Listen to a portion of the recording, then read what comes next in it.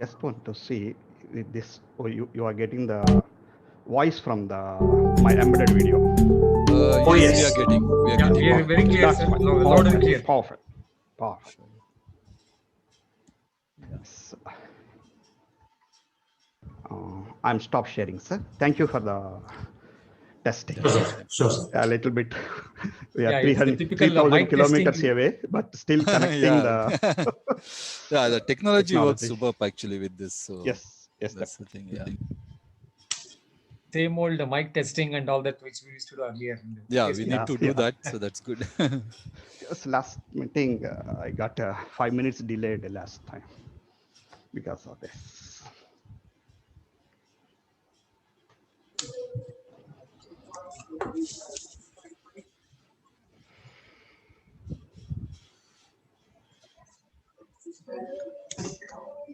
Sir, we shall go live in the next 3 minutes.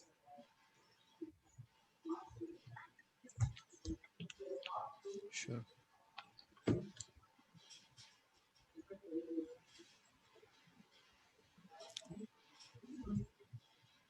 So effectively, participants are not seeing us, is it, as of now?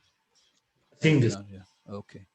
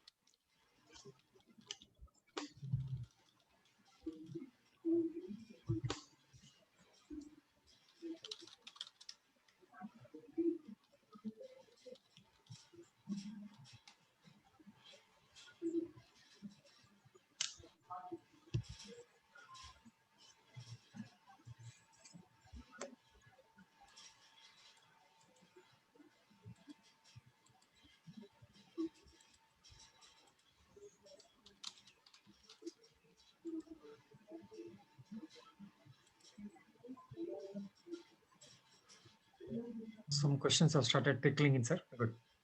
Yeah, they're putting in chat box. So I was just Good, wondering good to whether know. Yeah. we can answer there itself. Yeah. And wherever they put, we can answer there. So I'll start putting.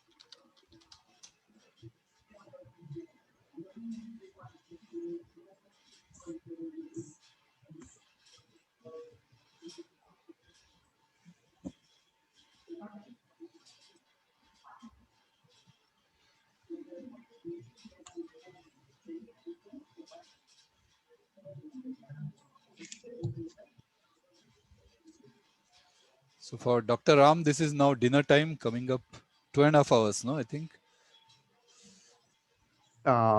Yes, sir. 3:30. Yeah, no problem. 6 Sir. o'clock. It's 6 p.m. 6 o'clock. 6 p.m. Yeah, 6 p.m. Okay. Yeah. Sure. We are moving on. We'll go live now. Okay.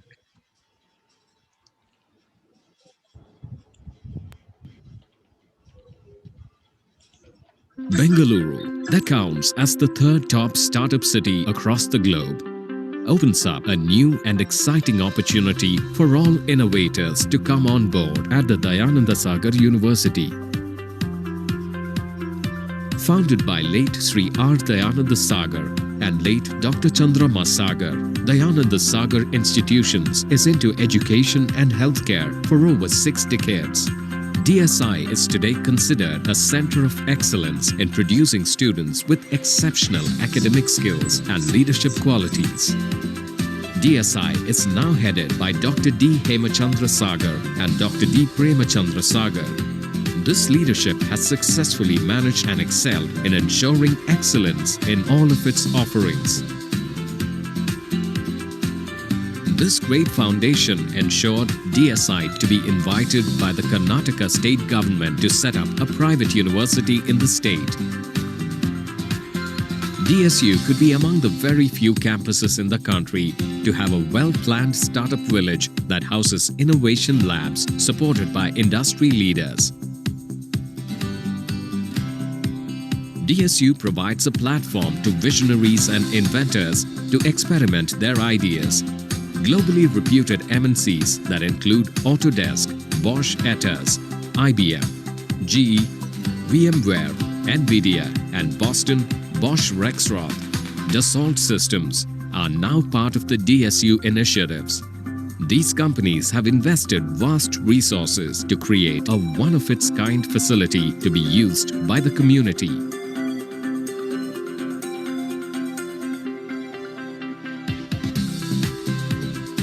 Joining this great movement is the support from industry bodies, Indian Electronics and Semiconductors Association, Manufacturers Association of India, and Indian Institute of Science in Bengaluru. The Startup Village will now receive guidance from Arizona State University, Rochester Institute of Technology, and Illinois Institute of Technology, Chicago. With a reputation for innovation, are strong backers of the DSU initiatives. Distinguished individuals from industry, academics, research, government are lined up to mentor each of the entrepreneurial ideas to ensure all good ideas meet with success. A bouquet of specialists on call, patent lawyers to accountants, costing and taxation specialists, company secretaries, procurement engineers, bankers, designers, packaging specialists, logistics experts is one more feature of the DSU campus. Every year, groups of individuals enter the DSU portals with a burning passion and a dream to achieve. With the combined support and resources at their command, they are now sure to walk out of the DSU campus as owners of the companies enlisted on the National Stock Exchange and a university degree. The ecosystem created by DSU can now accommodate 300 enterprises and welcomes the community to take advantage of this great option and work towards making India a strong manufacturing nation. For passionate and innovative youth, Bengaluru is the place to be, and presenting a ready platform is DSU.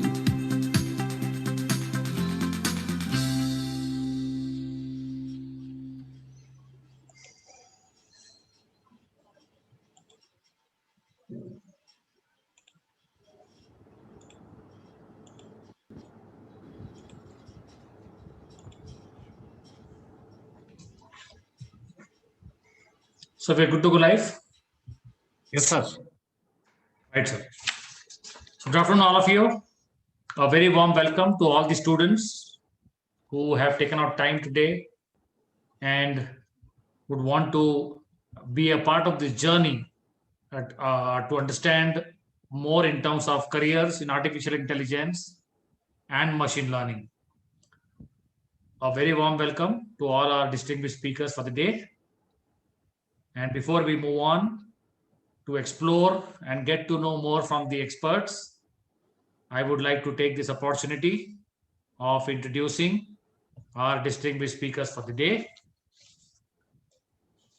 I'd like to welcome our speaker number one for the day, Honorable Vice Chancellor, Sir Dr. K.N.B. Murthy. Sir is the Professor for Computer Science Engineering and the Vice Chancellor for Dayanand Sagar University, Bangalore. Sir has also been the former Vice Chancellor for PES University, Bangalore. Sir holds a bachelor's degree in Electrical Power Engineering and master's degree in Electrical Engineering from Indian Institute of Science, Bangalore, and a PhD in Computer Science and Engineering from IIT Madras. Sir has worked as a research specialist in parallel computing at New Mexico State University, US, and is currently the member of Karnataka State Higher Education Council and the Academic Senate member for IIIT Dharwad. Sir would be looking into the opening remarks as well as setting context for today's webinar. Sir, a warm welcome to you. Thank you, Shinde. Our next speaker for the day is an industry veteran. Would like to welcome Mr. Arvind Srinivas. He has over 36 years of experience in the IT industry through TCS, working across different stages of an IT software life cycle in different industry domains such as banking, finance, insurance, education, and manufacturing. He has worked in different roles, starting as a junior programmer, progressing to heading a multi-country account as a unique product head, before being a part of the group level initiatives of business excellence, interacting with aerospace, manufacturing, retail, IT, research, hospitality, and chemical companies in the Tata Group. A very warm welcome to you, Mr. Arvind Srinivas. Thank you, Shinde. Our next speaker for the day is Dr. Sanjay Chitnis. Sir is an academician, technologist, and a mentor in the domain of machine learning. He is currently the chairperson and the head of Department of Computer Science and Engineering at Dayanand Sagar University, Bangalore. He has done his MTech from IIT Kanpur and PhD from Department of Computer Science and Automation, Indian Institute of Science, in machine learning. He has worked in the IT industry for over 22 years in various leadership roles in Motorola and LG. At Motorola, he managed a project that developed part of the messaging subsystems for Iridium, IRIDIUM, the communication network based on low orbit satellites. Later in LG, he led the platform engineering team in India for LG Smart TV. Dr. Sanjay Chitnis will be talking about the AI and ML curriculum, the scope, and the outcomes derived at Dayanand Sagar University. Sir, a warm welcome to you. Yeah, thank you, sir. And we would like to welcome our distinguished speaker for the day from the industry, Dr. Venkata Ramana M. Thank you, sir. He's the founder and managing director at AI Tech Park, Malaysia. He has worked at Intel in Malaysia in a data scientist role for a long time before founding a company developing AI, ML, and IoT products.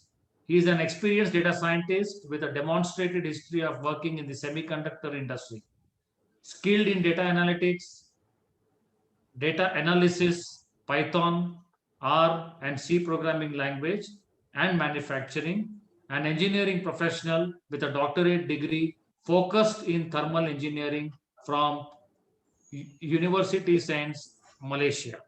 A warm welcome to you, sir. Thank you, sir.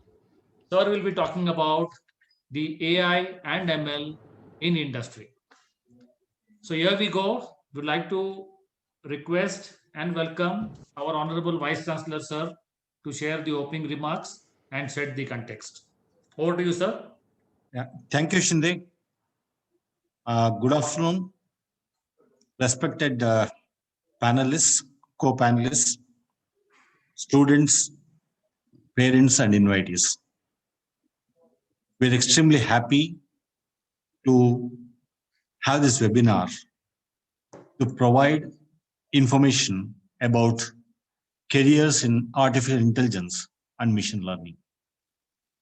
Dayanand Sagar University has been doing this kind of webinars on various programs of study to create an awareness for the students to make an informed choice. As you're aware, this is the threshold for any student to make a choice. Let me set the context by making it clear for you to consider few points before you decide about your career path. In my understanding, with whatever experience that I have, I strongly feel 4 aspects you need to consider before deciding about your career path.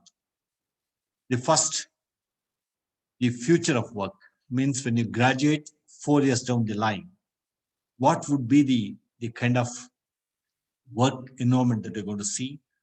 What kind of work is going to be there? That's one aspect you need to consider. You need to understand that. You need to be ready to work in such an environment. The second aspect to consider is what is the career path that you're aspiring for? That's the second point second aspect. The third aspect, program of study.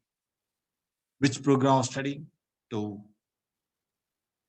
achieve that career path or to pursue that career path. The last one, which institution or which university you need to pursue that program of study to achieve whatever the career path that you have in mind. These are the four aspects. Let me dwell on each one of them a little bit. Coming to the future of work, it's more or less very clear that the future is going to have complex disruption with the evolution of technology. It means there will be a lot of technological interventions in every walk of life. Therefore, the work environment will be far different. In other words, there's a lot of technology enablement in the workspace. That's the first point all of us need to consider. The second, the future will have kind of job roles, kind of job titles, which are far different from what we see today. Far different. Means the existing jobs will completely vanish. New jobs are going to come in. Therefore, new skill sets are required. It's also been predicted that there are several skills important. As far as the competence is concerned, 4 skills are considered to be the critical. One is the communication skill. Communication is not pure language. It's more about how exactly you can communicate to others about a concept. A person who does not know anything about the concept, you need to be in a position to convince that person about the concept. Second, collaboration. How do you work in a team? That's the second thing. Contribute to the team, contribute to individual growth. That's the second point that you need to have. The third, critical thinking. Critical thinking or problem solving skill, where given a problem, how do you approach to find a solution to the problem? How best you can understand the problem and start finding out the answers for that. The last skill that's required is creativity. Creativity means if you solve a problem, how differently you're going to solve the problem, how creatively you're going to solve the problem. All these points become very, very critical. Therefore, you need to be ready for that kind of a situation going forward. Therefore, from day one, you must know this is the kind of environment. Therefore, you need to start preparing for that kind of environment. There's a first aspect which you need to know. The second aspect is the career path. Career path, there are multiple career paths possible. One career path that's well defined is to work in an industry, IT industry or manufacturing industry, whatever. There's one kind of thing. The second, in a government organization, you would like to work to carry out the government service. You want to join a government sector, start working there, contribute significantly there. The third is the career path like entrepreneur. You would like to become an entrepreneur. That's the other career path that you can think of. Then the next is research career, research pursuit. Then social service. If you want to become a social service worker, what is to be done? And the social worker kind of thing. And how exactly you plan your career is also required for you to consider in the journey that you're going to take. And whenever you do all this career path, you also need to look at which is the program of study. That's the third aspect which you need to consider. Which program of study would lead you to that career path? There are multiple programs of study. There are plenty. As of now, we are discussing about BTech in AI and machine learning. What this course is all about, I think the experts would tell you more about that. There's one program of study that you can take. The other program of studies, you can take computer science engineering and then get a specialization in AI and machine learning. You can also do computer science engineering, specialization, data science. Again, apply AI and machine learning techniques there. You can do a mechanical engineering, then apply the AI and machine learning concepts in mechanical engineering. There are multiple career paths. It could be anything that you can think of, because AI and machine learning concepts are being used all over. Therefore, that's one program of study which you need to plan it out. The next thing that you also need to do is, you know what career path that you have, make a list, make 1, 2, 3, 4. These are the career paths that you would like. This is my first preference, this is my second preference, likewise. Similarly, programs of study also make a list, 1, 2, 3, 4. That's how you need to start preparing. Most importantly, after having done these two, then you need to look at the talent that you have, audit the talent, whether you have the preparation or the requisite, the background for doing that program of study, and to leads to the career path that you have in mind. Therefore, that's the other thing. Then you also need to look at the affordability, the financial affordability, so that that program of study and that career path can be taken, so that you prepare yourself for the future that you are talking about. The last one is which institute or university you would like to study. In my understanding, you need to join a university which is progressive in nature. You need to join a university or an institute which thinks differently. What are those things? 3 important things are going to be critical going forward. Especially they're going to be relevant in the present day context. One, a curriculum which is contextually relevant. Means you need to have a curriculum which is going to teach you something which is correct. That's the first point. The second point that you need to consider is assessments, the examinations.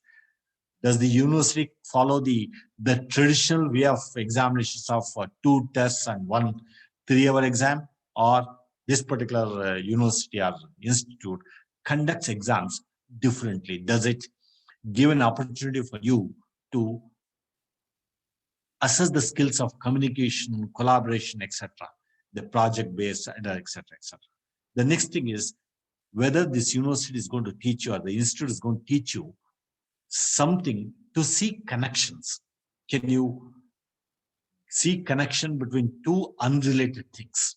For example, biology and computer science.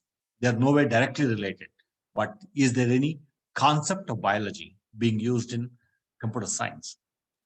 Can you look at the AI and machine learning kind of things or actions in biology, in chemistry, in physics? Unrelated things need to be connected. That's exactly what makes you a person or a graduate who can see things beyond the normal. Those are the kind of things. Any institute which is going to look at all these things is the institute that you need to choose. Then you also need to look at the kind of faculty that are there. Does the university has the faculty of higher caliber, faculty with PhD qualifications, whether they have done something research in their careers? You also need to be looked into. Never ever worry about the other aspects. Faculty is going to be the key. Then the curriculum and other things are going to be the other things which you need to consider. I'm sure the experts would tell you more about this, and in the next 1 to 1 hour, 30 minutes, you get the complete picture to make an informed choice. I assure you that Dayananda Sagar University is one of the progressive universities which thinks differently, which does the curriculum design differently, which has the faculty of highest caliber, teaching the students what exactly they need. And I'm sure this will give you some idea with regard to the career choice. With this few opening remarks and also the setting the context, I thank the organizers for giving me this opportunity to be a part of this session, and I wish each one of you very best of luck, and request the other panelists to tell you more about the program study which we have considered today. Thank you. Thank you very much. Thank you so much. It's always a pleasure to have the guidance from you to all our aspiring students. We now move to the next speaker of the day and would like to invite our Professor Mr. Arvind Srinivas. And sir would be touching upon on the topic of evolution of the computer science and AI/ML applications. Over to you, sir.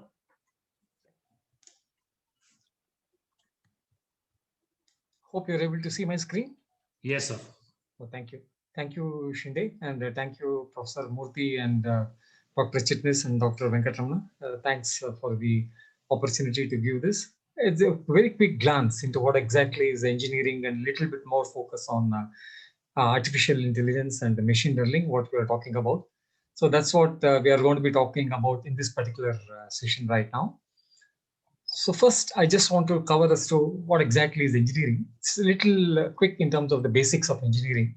Then we move on to the evolution of computers to AI, because I know that there are a lot of focused people here in this particular webinar. And then I'll talk at a very broad level on some examples of artificial intelligence and ML, which we'll see going along. So why exactly does somebody need to do an engineering? The basic reason why somebody needs to do the engineering, in my view, is primarily to find out what things are happening around you. The joy of discovering your own backyard, as what I call it. And secondly, to solve problems, to find out whether you're capable of solving problems, or maybe you have that intuition, then you want to develop it further, which is where you get into trying to redevelop yourself in terms of looking at some specific societal problems or business problems and things like that. And of course, some of this will definitely make a difference to society or to yourself or to the country or whatever as you go along. Just to give a few examples of some of this, I just thought I'll try to tickle your brains by looking at something which is making you slightly curious, like the way you see the cat here or the old Simba, which some of you may remember. Look at this. This is a very old one on Amazon Alexa, which I'm sure you'll be wondering as to how this happens, or how does it work, or array of unseen algorithms that control our internet connected devices. How does this work? This is something which probably, if you're curious to know about, it's probably there in some of you already. That's what then you should be getting into engineering. Or if you want to try and solve problems, this is typically what problem solving is all about. You can see a 4-piece jigsaw puzzle which is being done. Or probably if you want to get into something slightly more complex in terms of a Rubik cube, which ideally one can solve in about 20 moves. But that's something which you want to think about and figure out how to get this thing going around. Then this is where you are in engineering. On finally, in terms of trying to develop your intellectuals. In fact, the entire thinking process is rendered during this program of computer science, artificial intelligence, the logical thinking, critical analysis, multi-dimensional relation among elements is some of these things which you will figure out. Like try to see and connect the dots which you see over here on the screen. It's something which is quite interesting, which you must have played in the earlier games, or trying to get something which is flashy, which comes over to you as you go along. This is something what one tends to do as part of engineering. Or if you try to synthesize all the connections which you see here, then how do you connect all these dots together with the pieces? It's definitely not an IKEA showroom. It is definitely something very different if you look at it right now. But then if you try to synthesize all these connections, then you see probably a small chair and a small wooden aeroplane model which you see happening. Now, all this is possible because you are able to synthesize information from multiple sources, form conclusions, and act upon it. Now, all this will make your thinking change, and this will enable you to get a placement of a higher order thinking and definitely get into this thing. If you think you have a flair for all of this, then definitely you should be doing engineering, no doubt about that. Or if you want to make the world more efficient and trying to make a difference, look at this voice to text converter, because many people are having some difficulties in terms of probably the eyesight. And this is a very wonderful device which you must have seen in several places as well. So given this, I just thought I'll try to talk a little bit on the evolution of computers, more specifically into only AI and machine learning. Now look at this in terms of what happened. You must have seen this iRobo, probably the Indian vernacular versions which are available. But actually, this was a book which was written by Isaac Asimov way back in 1950 as part of one of the 500 odd books when he wrote at Boston University. But then this iRobo movie came only somewhere around 2000, I think. And then, of course, 2004, if I remember it correctly. Or if you look at this example, The Terminator, the movie, which is actually 1984. And now there are several versions, 1, 2, 3, 4, 5, 6. I don't know what's happening currently, but there is some new versions which is happening.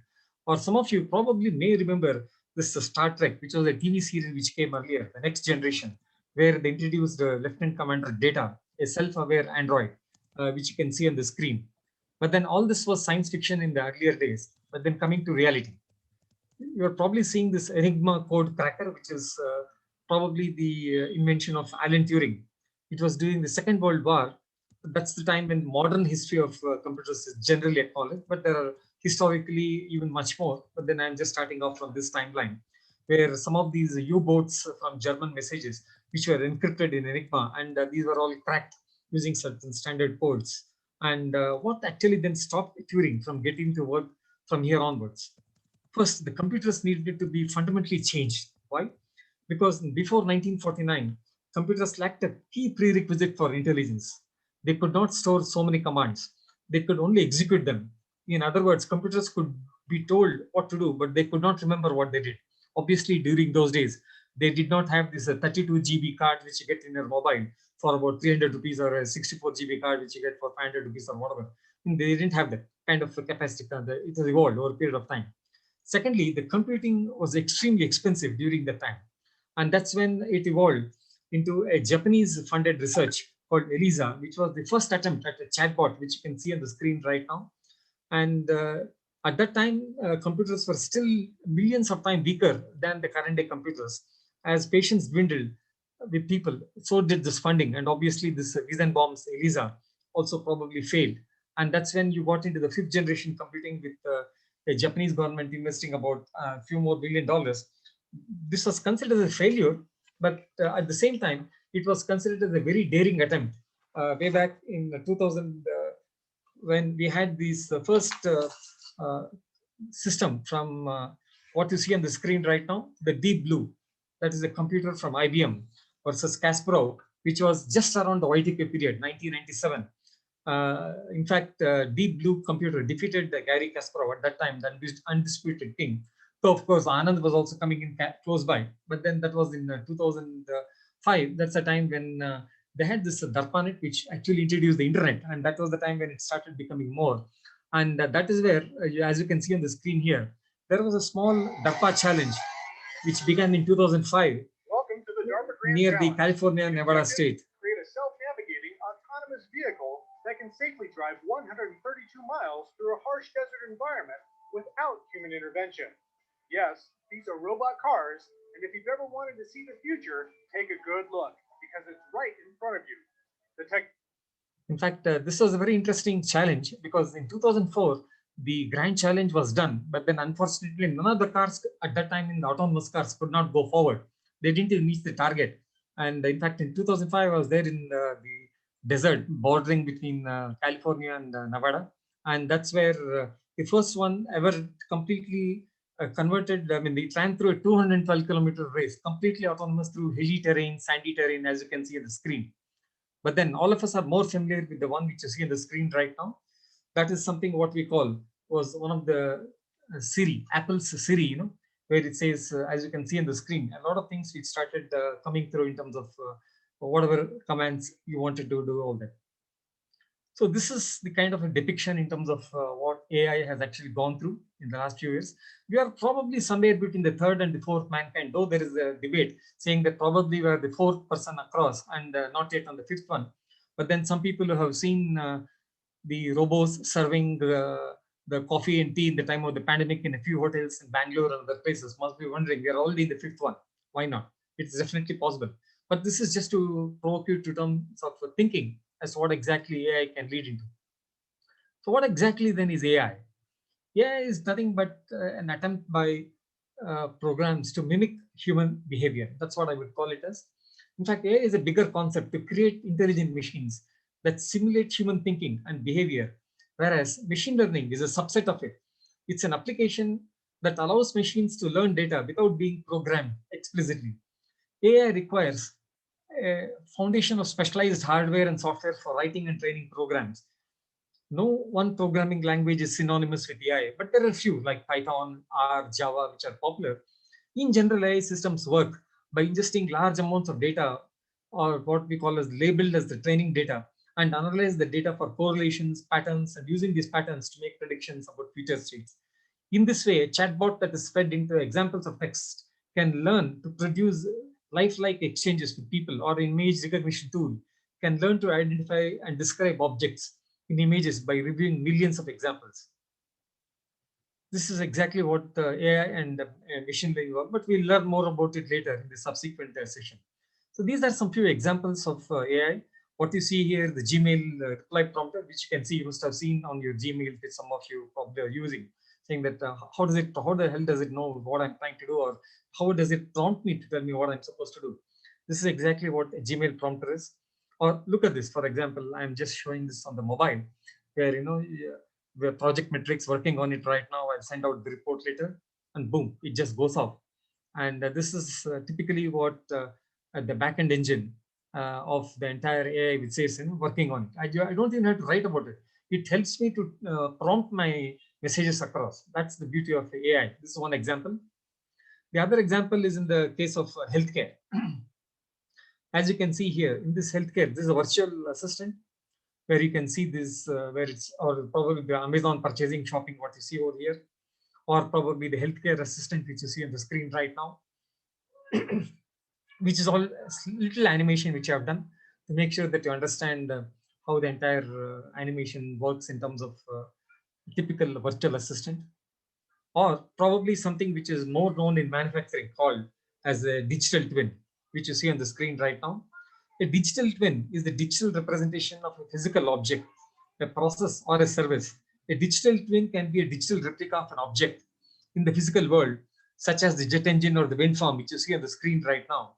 And it was first coined in 2002 by NASA.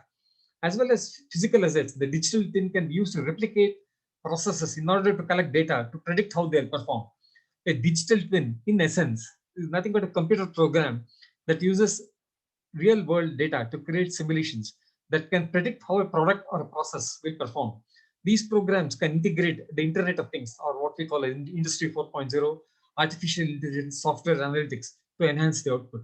With the advancement of machine learning and factors such as big data, these virtual models have become a staple in the modern engineering to drive innovation and improve performance.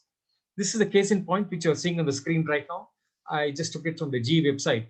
They have used digital twin technology to create what it calls as the digital wind farm, a cloud-based model of a wind farm. Every wind farm has a unique profile, like a DNA or a fingerprint. They capture the data from the machines on how they interact with the landscape, the wind, to build a digital twin for each wind farm inside a computer. Use it to design the most efficient turbine for each pad on the farm, and then keep optimizing the whole thing. What this means in practice is, thanks to digital twin technology, the engineers can mix and match different turbine configurations according to the conditions of the wind farm. Then once the wind turbine is installed, the digital twin model can collect and analyze data from the real life version and suggest ways to make it even more efficient. So this is where I would like to stop by trying to say that follow your passion, no matter what program of study you choose, and always follow your dreams. Be it gaming or healthcare, artificial intelligence is everywhere. Did you know that the facial recognition on your phones also use artificial intelligence? Google Maps also makes use of AI in its application, and it's a part of our daily life. And if you're interested in trying to know more about what goes behind all of this, then you are definitely into this field called AI. Thank you all. Thank you. Back to you, Shinde. Thank you so much, Professor Arvind. A wonderful insight to students to understand how to make a progress, especially in terms of the evolution of the computer science, as well as AI and the ML in terms of the applications. Thank you so much. We would like to take the opportunity of inviting our next speaker for the day, Dr. Sanjay Shiknis. Over to you, sir. Yeah, thank you, Professor Shinde, sir. Yeah, I hope my screen is visible. Yes, sir. Yes. Yeah, great. So we had a very interesting talk right now from Professor Srinivas, yes. And he gave very good examples, right, of AI, etc. I'm sure that has excited you. So now the next question is, if you are interested in making sure that how you can prepare yourself, right, to develop such kind of products or use those technologies, right? So I will attempt to answer that question, right? So by doing BTech in computer science and engineering with specialization in AI machine learning, how you can prepare yourself, right? What kind of things will teach here, how will you teach, etc. in Dayananda Sagar University? So that's what I'll attempt to answer that question right now. Incidentally, the photo you see here in the slide, it's our upcoming new campus of Dayananda Sagar University. Already medical college is running, and very soon the other buildings are under construction. So you'll have a great place if you join to study in the place. So I'm going to the next slide. So how do you prepare yourself? So there are these three main questions.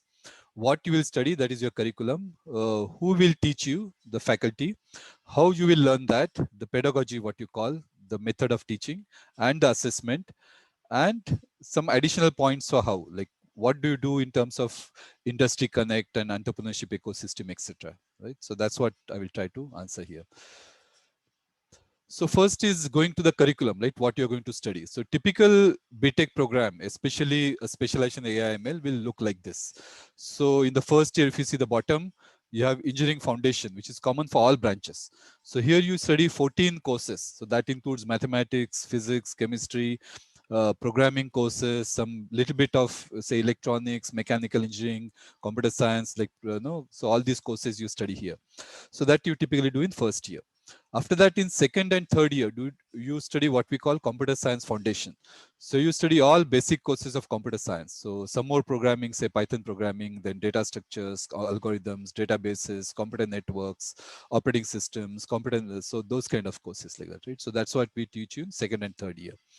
And then in third year, you'll be studying what we call your program core. So when you take AI machine learning specialization, right, you'll be studying these AI machine learning courses, which are mandatory for all the students. So we have 4 courses for each of these specializations. We have other specialization as well, like data science, cybersecurity, etc. So there'll be 4 courses for this. And then after that, there is professional and open electives. So there are 9 courses, 6 professional electives in the same branch, like computer science or whatever specialization you have taken, and 3 courses which are open elective, which can be in other streams as well. Like, so you should not be studying only computer science, you a bit of other branches as well. So you'll study those 3 courses here, like that, right? So this is what you're going to study, right? So typically, if you're doing AI machine learning, you'll be learning 4 courses in AI machine learning and 6 courses, which is some specialized open elective. So total 10 courses you'll be studying in AI and machine learning, right? So these 10 courses will be preparing you for your career or whatever job roles you'll be having in AI and machine learning, like that, right? So that's the overall structure. I have one slide which is very, very detailed, so you won't be able to read this. So idea is not to make you read each and every point, but I'll just explain the concept. So this gives the semester-wise breakup. This, by the way, will be put up in our website very soon, and through that you can understand. So if you take any stream, okay, I'll just okay, I won't come out of this because again sharing will go for a problem, but I'll just read out for your purpose like that, right? So for example, in first year you learn linear algebra and calculus, okay? Then second semester you will learn some more mathematics. So all these things when you learn, this will be input for your machine learning course, right? Which you will study in fourth semester. Okay, so this is the fourth semester machine learning course, which builds on this mathematics. Also, it takes from Python programming, which you study in third semester. Okay, so using the Python programming on these mathematics courses, we learn machine learning. Then in fifth semester, based on this machine learning, you will study learning, okay, which is a kind of advanced machine learning based on neural networks. And then based on this deep learning, then you'll do several specializations in your subsequent semesters, right? So that will include machine learning for healthcare. You can learn natural language processing. We'll learn computer video analytics. We'll learn big data analytics. So all these courses will be based on your foundation you learn, right? So I just took you to the sample. So similarly, there'll be some kind of courses which are dependent on, say, data structures, computer algorithms. Based on that, you'll study cloud computing, IoT, those kind of things like that, right? So in this webinar, I'm not going to go through all these details, but if you have any specific question, you can put it in your chat box, and I can zoom in on that session, that courses, and will teach you, right? So that's what is the curriculum which you will be learning, right? So the question is, what we learn through this, right? So this curriculum is actually, we get a lot of content from industry, and it's reviewed by industry. So for example, the machine learning course, we have content from Intel AI Academy and NVIDIA, right? We have MOUs with these two companies, and we use their curriculum. Right? It covers foundation as well as industry relevant skills, right? So when we say mathematics, that's a very, very good foundation which is required for your whole life. Plus, when you say industry relevant skills, you'll be developing a lot of projects, right? Hands-on skills. You'll be using TensorFlow from Google or similar applications from other companies, and that will directly get you jobs, right? So on the day one in your company, you have some skills which can be applied, right? It's not that you go to a company and again the company needs to train you on some other relevant skills. It's not like that, right? You will directly get those skills. And finally, we support multidisciplinary learning. So we don't restrict yourself only to say computer science or only machine learning or only AI. We'll teach you something a little bit about healthcare, a little bit about finance, academic. All those things will help you to apply your AI machine learning knowledge into relevant domains, right? So for that, you may use MOOC, which is massive open online courses, which are now available. So you can do that through Dayanand Sagar University and get credits for that. You can do internship, research engagements. Then you can do minor program in other departments.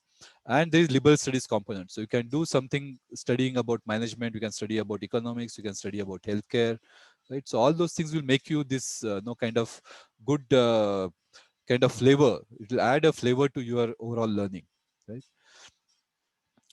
Then second aspect is faculty, right? Who is going to teach you that?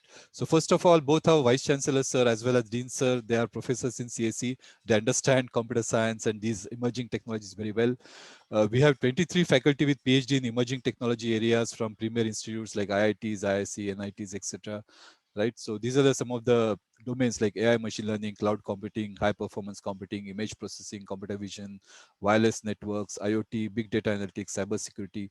Right? So these are some of the areas where our faculty specialize in. Then we have faculty with strong industry leadership experience, not just experience from industry. They had been driving technologies in premier multinational companies. Then we have very high caliber adjunct faculty. This is very, very unique thing about DSU. So we have faculty who are experts in industry, and out of their passion, they come and teach our students. Right? So we have these details on our website. You can have a look. Right? You have very, very unique pedagogy, that is way of teaching and way of assessment. Right? So we focus on learning through multiple hands-on activities apart from regular classroom teaching. Today, a lot of materials available on the internet. You can go to YouTube and learn a lot of things like that, right? So what is unique is here we focus on hands-on activities. So a lot of skill-based certification, project-based learning. Every project, every semester, you'll be doing some project. Even mathematics course will ask you to do some hands-on activities, right? It could be based on programming, it could be based on some pen and paper. But the idea is that you learn. It's not just you mug up something and reproduce that in your exam. You have electives in disruptive technology, workshops, expert lectures, seminars, hackathons, etc. Right? Considering programming skills are extremely important for programming, especially for jobs. Right, we give very, very special coaching for students from all branches, all backgrounds. You don't have to study programming in your 11th, 12th. Even if you have zero knowledge of programming, right, you will learn everything once you join here. Then you have we have use of learning management system through which we track, right, all the assignments given, all the notes, all the lectures, video lectures. So everything is provided to you, and we track how much you have utilized, how much you have contributed, etc. And as I said, we have these massive online courses which also you can do and learn. Finally, learning is fun. It's not just the regular classroom teaching. We have student clubs which are related to technology, right? So I've covered only the technical clubs. There are a lot of non-technical clubs as well in arts and other domains. So we have cult of programmers, we have machine learning club, cybersecurity club, career trajectory club. A lot of events are happening. One example is we had this hackathon recently, Hack for Happiness. So it was a multidisciplinary hackathon to promote happiness in the community, right? So, and it was occasion of World Happiness Day.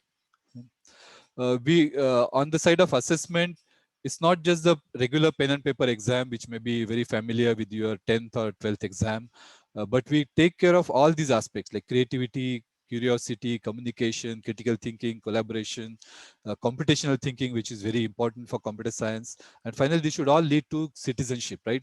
Not just of our country, but global citizenship, right? How do we contribute? So these all kind of checked and assessed. We have these industry partners to make it happen. So when we say how, it is not just through regular classroom and all these industry partners help us in internships and hands-on activities. So these are some of the logos, like NVIDIA is one of the leader. We have Intel, we have AWS, which is in cloud. Nokia, we have a very good program. We have Google, VMware, etc. Right? So these are all our industry partners, and the training we are giving through these. We have incubators. So those who have, you might have heard of startups. So now this Zomato IPO has come up, right? It's people are talking about it. If you have not heard of it, just Google it. So once a startup now can become very big companies. So there is an opportunity for you. We mentor you through this Derby and AICDSU Foundation. So those who are interested get this. But now what's happening is, whether you start a company or not, whether you're an entrepreneur or not, that entrepreneurship mindset is now mandatory, right? So that's what we teach you here. So whatever be your passion, whatever be your career plan, definitely this entrepreneurship mindset will help you. Okay. So there are various student achievements. So for example, this team got first prize of 1 lakh award for the Smart India Hackathon. Then we had another team which got Nokia award. That was also first prize, best project award. We have another team which got IEEE Bangalore section award in humanitarian technology project challenge. So they've done very interesting projects. So detection of pot foods. So this basic learning technology, phones. This was reality troubleshoot. There are several projects we have with our dental. Has a medical school as we work with them, application of AI machine learning to them, right? So that was a very brief understanding of how you will learn these technologies in Dayal Sagar University, right? So thank you all. So back to Shinde sir. So thank you so much. It was a very detailed thought shared in terms of how the curriculum, how the outcomes, how the scope has been there. I do see a lot of questions coming in for you in terms of the scope for students doing the AIML, and we look forward to the answers from you. Thank you so much, sir. Sure. We would Sir. now like to move on to the interesting session for today, which I'm sure most of the students would like to know from an industry perspective, and would like to invite our next speaker for the day, Dr. Venkat Ramana, sir. And he would be talking about AIML from an industry perspective. Over to you, sir. Yes, thank you. Hope you can see my screen, right? Yes, sir. We can see your screen, sir. Okay. Yeah. So thank you for the opportunity given to me and Honorable Vice Chancellor Dr. KBN Murthy and Chetni sir, and excellent talk by Arvind Srinivas and Shinde sir. Okay. So coming, I am the practical example for a real world. So my career is one of the example how you can take it, all the learnings of AI you can apply and go and create your own company and serve the society. So that's the one small thing I would like to add, and before moving to the thing. Okay. So today I'm giving the industry perspective, right? So industry is actually a problem solvers. So how I look at it is, we are a problem solvers, and how our technology is applying to those problems by using our latest and greatest technologies, and minimize the human effort and give the hard works to the machines or computers or robots. So this is how I look at it, this whole spectrum in a very simple way. It's sky is the limit. Jobs or opportunities are endless. Okay, coming back to my session, and yeah, it's me and Srijan, Sriharsha, and Sanjay helped for this presentation. Thanks for their help. And where we are actually located in Penang, is a parallel of the island here in Malaysia, and which is also pronounced to be a Southeast Asia Silicon Valley. And there are so many companies around us, and namely AMD, Intel, Kingston, Motorola, Keysight. So prior to come to this startup thing, I worked for Intel Malaysia for about 11 plus years and did my PhD in Malaysia. So this is where I took this ecosystem to take as myself as a challenge to support this thing, how we can solve the problems in a much advanced technology using AI and machine learning. Okay, so our vision, make life is easier using AI. When you take up these courses, AI and ML, it's also, I'm an example, I said you, right? So take it as this one as a simple thing, how our AI can make our life is easy. Our mission is apply AI to your social problems through seamless collaboration with industry partners and academic experts like DSU collaborations and some of the other industry partners. So our core values, customer-centric, transparent, teamwork, giving back to society, dream big, start with small. You have to have a big dream. At the same time, you need to start. Always think, cannot. So you need to start with the small thing. Our core values, goals is during the 4 years, 4 countries, 4,000 happy customers, 4 lakhs of man hours we want to submit. Set your goals fast and go and conquer. This is our ongoing projects. We are into industrial IoT, video analytics. I'm going to give you some kind of glimpse what it is all about. We are all seeing this thing, and we are into data as a service and AI as a service, end-to-end industrial, and we also support IT outsourcing and also EdTech. Okay, I'll go to those individual things in a few videos sharing to you what is exactly what I'm talking about on video analytics piece. Okay, why we need to learn AI ML? So this is where how many industries are impacting the AI. It's a construction, retail, AI is everywhere. Cybersecurity, healthcare, manufacturing, transportation, education, information technology, you name it, the field. You can think how we can apply the technology. That's a business opportunity again. Maybe now current context, they are not able to explore the things because of the challenges they have, resource challenge and all, but it is our wish. You can think innovatively and come up with a business proposal, form a company, solve the solutions of the society, conquer it. So, okay, this is data explosion, and we are living in the connected world. Data is everywhere, and we are getting Twitter data and postings, everything, and lot of data is unused. And if you can take that essence from the data, it will be again a nice insights. Okay, industrial automation is needed, and we need voice assistants like Alexa, Siri, Watson to come to normal lives, give us more benefits to this society. Take that existing Alexa, Siri concepts to adapt it to our own life and create a services. It's an opportunities. And recommender systems like Netflix, YouTube.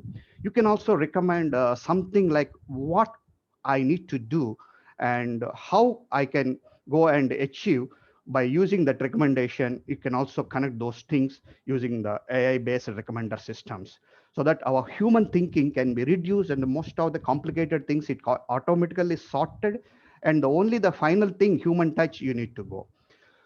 Like you are seeing weather prediction, we are using and chatbots also there right now. Chatbots is answering you, even though like a human, they are all serving you, even there is no human behind the chatbots. Data is new oil. This is the buzzwords. And I'm also covering Forbes announced last year about 58 million new jobs created by next year. And of course, 48 million jobs are going to take over by the AI industry and also creating. You always look at the opportunities where the jobs are creating. That's where you need to look at. Don't worry about the jobs, how many it is eating. Okay, Gartner also said data scientist is the 21st century sexiest job. Why it is? Because I just now I mentioned data is explosion. So many IoT devices, connected devices are coming. We have the opportunity for us to take the patterns and give that insights to the management or the create the business problems, business opportunities the data scientists need to have. Okay. Okay. The nicest thing. This is the thing. If you, okay, I learned this thing. So what? So this is whole globally, it is rocking data scientist salaries, and data field, AI field is giving highly paid salaries in this current high-tech industry. Experienced person, this is a US last year based survey, and about 250K is able to get with about 10 years of experience. If a starting guy, 95K is able to get. In India, 7 lakhs to 18 lakhs. And my friend from KLU, Guntur University, who got passed out to AIML background, got 12 lakhs in AMD starting package. Okay, these are the job profiles. We have a lot of opportunities coming and new job profiles are creating. There is slight differences between the company to company, the role and definition, but at the end of the day, plenty of opportunities, new roles are coming day by day, and they are also creating their own thing. I would like to stress here, robotic scientist, big data engineer, BI developer. There are so many things are overlapping the duties, but at the same time, big companies will focus you, ask you to go deeper into that area. For example, ML engineer, you need to have more computer science, algorithm development, deployment skills you need. Data scientist, you need to process many things. BI developer, you need to have that kind of visualization, intelligence engine to create and up to the data only. So those kind of small overlaps is there, but you need to have many things. Like AI research scientists need to adapt so many algorithms to try and give the feedback to the upcoming research and product development. Product manager is the one who will be looking at the big perspective, need to integrate who is needed and how it can be done, how much is the amount of the resources needed, time needed, all the things which he also need to have ML domain background. These are very few, and there are data engineers and also cloud-based data scientists. Those things with minimum code and no code also you can do data science jobs. Okay, so what are the must-have skills? As Professor Chetnis and Dr. KBN Murthy also mentioned, touch-based, you need to have a strong things in maths, statistics, domain knowledge is very, very essential. Soft skills, that's where communication, even Professor Chetnis are also mentioned, 7 C's model. Okay, programming and database is a must, and communicating what you have crunched the data to again give to this. You need to have that kind of devotion to come back and give back to the things, whom to talk, what to talk, at what level of detail you need to talk. If you are talking to the CEO, you need to have that different kind of set of the presentation. If you want to talk to the laymen in the shop floor people and also the users, different. And if you want to talk to the co-engineers who are equally developing you need to have different things. So those things you need to have. And yeah, it's a journey. I don't want to go to all the things. And what is it? Yeah, 7 C's is actually, it is a subset only, what Professor Chetnis did. You need to choose the right institute and also can do attitude. Always you need to have can do attitude. I'm naming here 3 C's is a prerequisite. Of course, it's a subset of 7 C's, what is Professor Chetnis said, no comment. Curiosity to learn, apply the thoughts and hands-on projects. This is very, very critical. You are learning, you need to apply. Once you got the hands-on approach, you are good. Of course, they have their own set of evaluation process in the universities. But as a practical man, if you don't solve me my problem, come on, I put namaskar and I don't go for it. We need to have that real value. So as Dan Ayub said, curiosity, confidence, perseverance. Even you failures are stepping stones for success. You need to have that kind of perseverance and good traits to the student looking back to the emerging field like AI to expand. Yes, there were some complex things on understanding of some math and stats and little bit of algorithms. No problem. We are here to support you. You can do the this references, whom you can go for the right institute and right collaboration. Yeah, I'm going to my main thing. What is currently is happening through industry is AI can have the store layout optimization. It's still yet to come to the India into the very big way. And you can do a store layout optimization where the retailers to place the products into the stores where the users will go and spend more time, and they can arrange in a systematic way that the users can easily access to the items what they want. By processing all the data driven, AI can also work out where the customer's going to the most of the time. By judging the customer's behavior, AI can suggest where to place the products. And I'll play a small video. These are our partners. We are working on some of the things. Currently R&D works. People counting. So how many are coming to my shop? It automatically. You don't need to have any storekeeper to count the things. Video surveillance. The intruder direction, thieves is coming, and normal video it records, but our system will alert and send the messages within 3 seconds time frame. So there are some areas in the industry where you cannot enter. Those things you can view. Car license plate detection, and by using this technique, we can also manage the smart car parking. How many vehicles is available in the park and where to park, where is the empty slot is available, everything this can be managed. Facility management, how big is the queue? Immediately you can place or open another queue by automatically detecting the waiting time. So the queue process time will be automatic.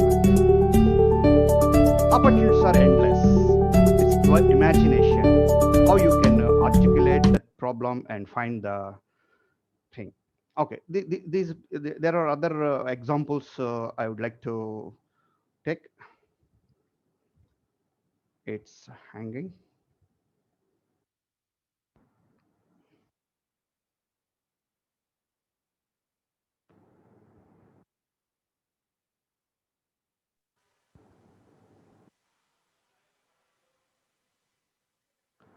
Okay, this is the thing where we are creating an application in the school management system, the alertness of the students and also the attendance management using in the classroom. And this is the application where we created for the smart car parking system setup. This is for the retail store.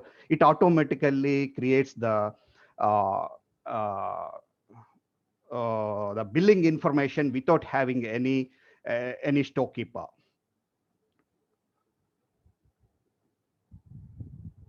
Let me go through this way.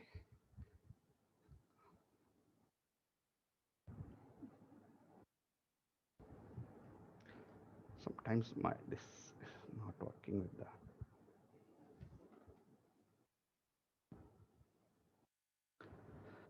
This is the Noman. 4 years ago, we started to wonder, what would shopping look like if you could walk into a store, grab what you want, and just go? What if we could weave the most advanced machine learning, computer vision, and AI into the very fabric of a store so you never have to wait in line? No lines, no checkouts, and no registers. It can identify your credit card, and it can send the bill to you. To Amazon Go. Use the Amazon Go app to enter. Then put away your phone and start shopping. It's really that simple. Take whatever you like. Anything you pick up is automatically added to your virtual cart. If you change your mind about that cupcake, just put it back. Real-time changing the Our billing technology will information. update your virtual cart automatically. So how does it work? We used computer vision, deep learning algorithms, and sensor fusion, much like you'd find in self-driving cars. We call it Just Walk Out technology. Once you've got everything you want, you can just go. When you leave, our Just Walk Out technology adds up your virtual cart and charges your Amazon account. Your receipt is sent straight to the app, and you can keep going. Amazon Go. No lines, no checkout. No, seriously. So we are solving the people's problem of queuing up, billing, all the things, right? So this is how I look at it. You need to come back to the your imagination to create a solutions. Okay, coming back, this is a thing I'm looking at for you. What AI cannot do right now, those are the challenges given to the next generation, young generation like you, to go take it as an opportunities. Always problem is an opportunity, guys. Okay, now AI cannot do moral judgment or feel any kind of emotion. Even though we are detecting the sad, happy feelings, still long way to go. And AI also cannot feel empathy, sympathy kind of emotion. And AI cannot understand person's feelings. I am sorry if it is saying in the chatbot, sorry because it doesn't understand emotion. Although the customer service would become AI. Right now with the current chatbot, you need to have some human element to have the 100% satisfaction to that one. If you can eliminate this thing, this is an opportunities. And AI cannot do multitask right now. Most AIs right now we are doing to solve is the specific problems, one thing at a time kind of thing. The one is new term is general AI. General AI has the capability of doing multitask and much more effective, closer to the human way. So human cannot do multiple thinking. You see, hear, and you can act. So those kind of things it to generate in a general AI, lot of scope and opportunities.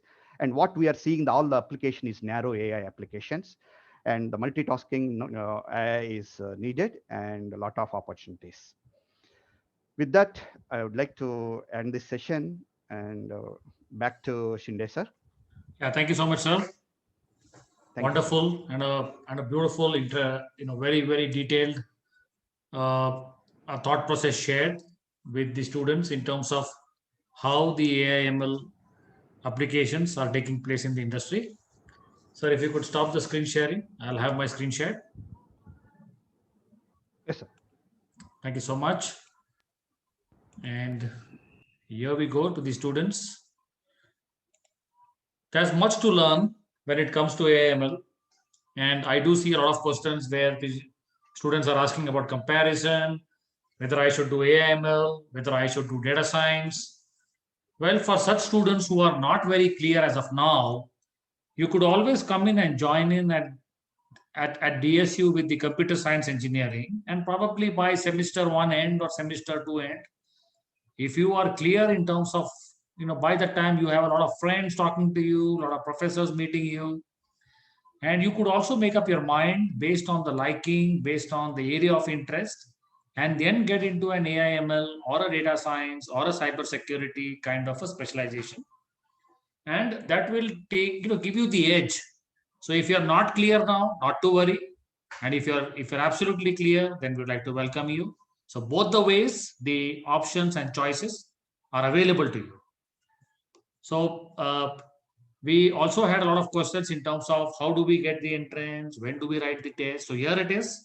If you log on to www.dsu.edu.in, you will be able to see the fresh dates for the Dayanand Sagar admission test, which as of today is scheduled on 24th and 25th of July. 24th, we have the evening slot. 25th, you have the morning slot available. It's a choice for you depending upon your convenience. You will have to fill in the application through our website. And once you fill in the application and you register, then you will get in your login credentials, on the basis of which you could go ahead and select your choice of the dates for the test and the time slots. We also have an admission helpline number given on the screen, and 4646-1800. You can call in and our career guidance experts will be available to help you. So with this, we come to the end of this exclusive session on AI/ML. You can stay in tune and see our website for more upcoming sessions on the specialized programs that are available. On the screen also, you can see that we have a wide range of programs, wide range of specializations, all of them leading to a beautiful and most promising careers. If you also see, we are one of the first universities in Karnataka where we have the innovation labs, which are set up in assistance from all the logos that from all the brands that of the logos that you can see. There's IBM, Autodesk, and we have the Bosch, we have NVIDIA, we have Analog Devices, VMware. So these are GE Healthcare. So these are exclusive labs available, and we also have a startup village through our Derby. So if you also see the another caption talking about empowering our students to become next generation entrepreneurs.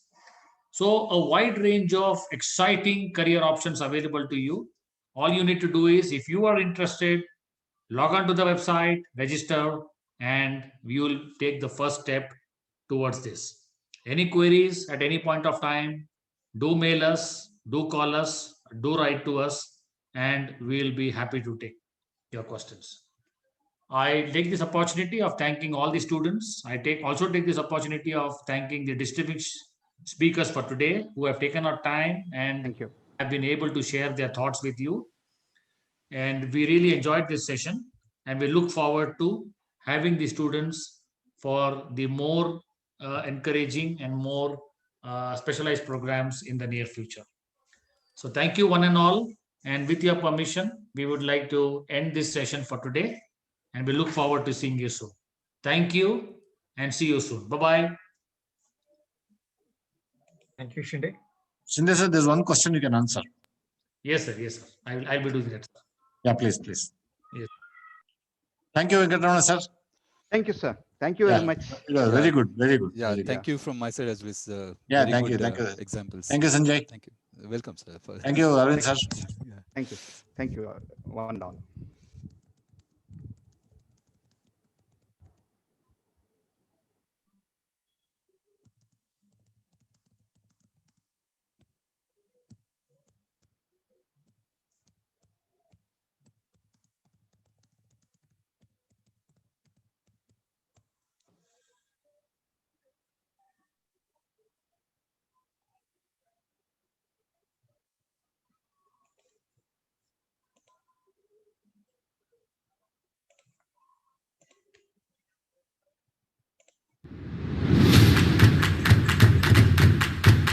It's not just about classroom training, but it's also about industry-ready placement training. I have been placed in a very reputed company from Japan with the highest package. I'm looking forward for a successful international career right after college. Registrations for admission to Dayananda Sagar University is now open. For more information, visit www.dsu.edu.in.